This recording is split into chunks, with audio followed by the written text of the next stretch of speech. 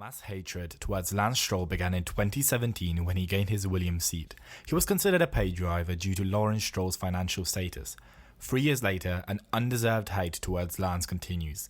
Let me prove to you why Lance deserves a full-time seat in Formula 1, the pinnacle of motorsport. You've done it!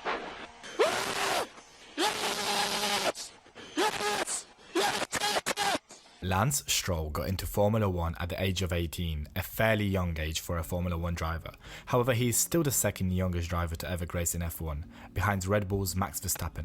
It is a similar age to what Norris, Fiat or Alonso had when they joined the World Championship grid, so his junior career before the step up to Formula 1 has to be taken into account for, to truly understand whether he deserved to be in that spot in the first place. Okay, so let's start with Lance's karting career. His karting career started off promising by either being the winner or the runner-up in most Canadian or North American championships.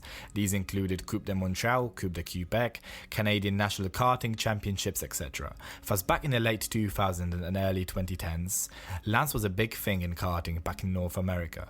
Consequently, he became a Ferrari Academy driver. Sounds great, right? Well, to truly understand his ability, a move to Europe was necessary where most young talent competing in tiers below F1 to gain a breakthrough.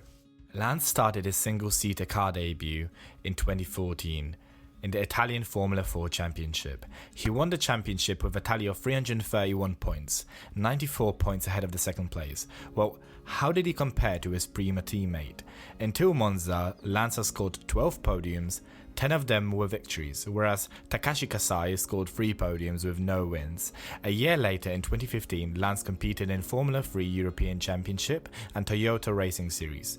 In European F3, Lance finished 5th overall behind his 5 years older teammate Antonio Giovinazzi, however above likes of Alexander Albon or George Russell. Overall, he scored 5 podium finishes, with one of them being a win, whereas in Toyota Racing Series, Lance became the champion. He finished off his junior career with an F3 championship in 2016. Lance has scored 507 points with 18 podiums, 13 of them were victories. That is 187 points ahead of second place Max Günther and 253 points ahead of his teammate Cassidy.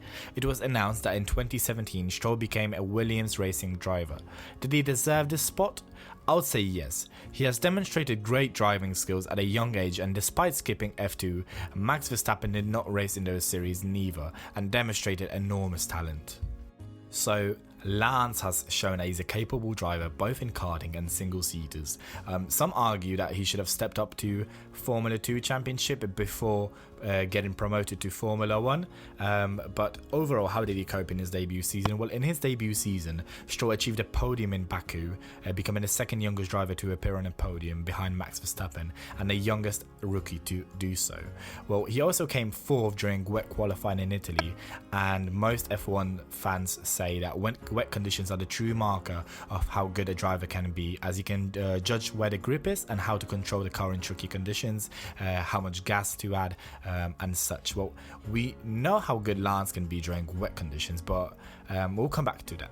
He made up most positions during the opening lap than any other driver. And lastly, he finished only a mere 3 points behind an experienced Felipe Massa. In 2018, Lance didn't have the greatest season. However, Williams was definitely the worst car on the grid. Despite all, he has achieved point finishes 3 times, scoring 4 points, 3 more than his teammate Sergei Sirotkin, and 1 above Toro Rosso's Brendan Hartley. At the time of Lance's second season, Force India began to struggle financially and were on the verge of bankruptcy. Lance's father, Lawrence, has brought out the team and officially rebranded it to Racing Point the following season. However, that meant Lance got his seat at Racing Point, driving out the talented Esteban Ocon, who comes from a working-class family. This grew further hate onto Lance as he was the one to blame, being called a pay driver and unworthy of his seat at Racing Point.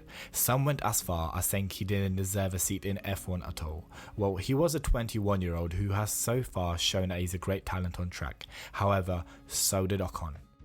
Lance was against a tough challenge in 2019 to compete against Sergio Perez, who is an incredible driver. In all fairness, Lance did get out-qualified by a large margin of 18-3.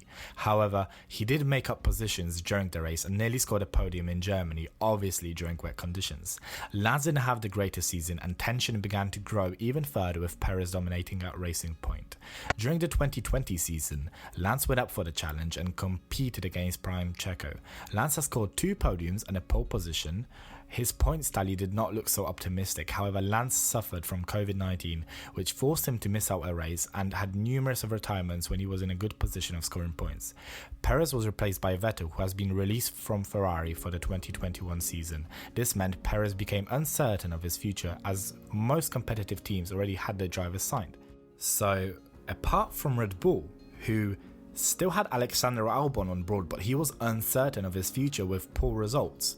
That meant Checo Perez had the best season of his life, and many people lance Stroll for forcing out Sergio Perez out of that seat. But is this really the case? Is he the one to blame, and does he deserve his seat in Formula 1?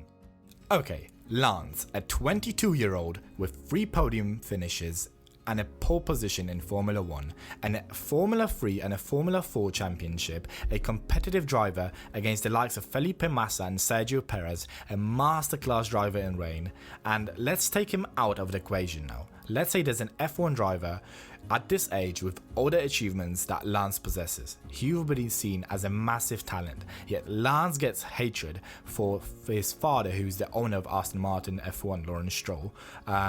I believe that Lance deserves his seat. It's rather Lawrence to blame, who took Vettel in. Vettel has been outdriven by 22-year-old Charles Leclerc. Sebastian cracks under pressure, and in 2020 he has achieved his worst season up to date, whereas Lance actually makes progress. I'm glad Sergio found a seat at Red Bull. He deserves it. However, the chaos of the seat at Racing Point is the cause and fault of Sebastian Vettel losing his seat at Ferrari, and also of Lawrence Stroll, who sees Sebastian Vettel as a 4-time world champion, and also it's good for the marketing of the new rebranded Aston Martin F1 group. So Lance becomes the scapegoat of everything, despite achieving good results in the past 3 years he's been in Formula 1. Lance is immensely better than any other paid driver in Formula 1 at the moment, so that includes Mazepin and Latifi. Most F1 drivers had the financial capacity, such as Lando Norris or Max Verstappen, who both come from wealthy families, to have proper equipment in the career follow-up to the Formula 1. Well, Lance, for his status, becomes the scapegoat of every pay driver, and it excludes everybody. Latifi, for example, has been outqualified and outdriven by Russell and doesn't get a single mention. It's awful how Lance gets treated by F1 society. Reportedly, hate has made him cry numerously, and the pressure from disgusting behaviour from fans can lead to worse. Hopefully that won't be the case. In my opinion, Lance will outdrive Sebastian Vettel in 2021 season and totally deserves his seat. What are your opinions? Let me know in the comments, and remember to subscribe as I'm a new channel.